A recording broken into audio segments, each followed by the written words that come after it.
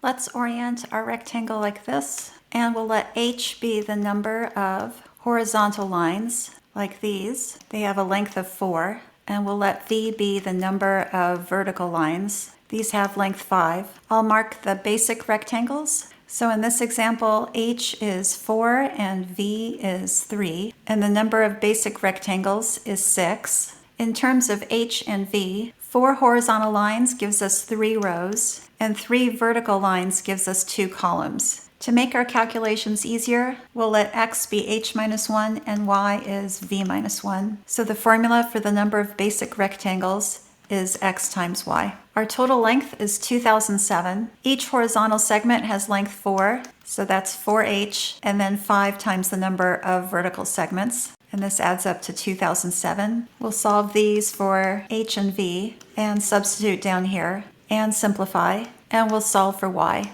by subtracting 4x and dividing by 5. Now we have our formula for the number of basic rectangles. By substituting for y, we'll have this all in terms of one variable x. If we were to multiply this out, we would see that the coefficient of our x squared term is negative. So this is a parabola that opens downward, and it takes its maximum value here at the vertex. The roots where b is equal to 0 happen when x is 0, or this second factor is 0. So here are our roots, and our parabola attains its maximum value here at xv. The vertex is midway between the two roots, so we can take the average of these two x values. This is 999 over 4. Recall that x and y are related to the number of horizontal and vertical line segments, so these need to be integers. So we're going to look for an x value that's in the neighborhood of this xv that produces our maximum value. We'll save a little time by returning to this equation. Since these all need to be integers, let's take the mod 5 residual at both sides. We're left with 4x over here, and this is 3 more than a multiple of 5.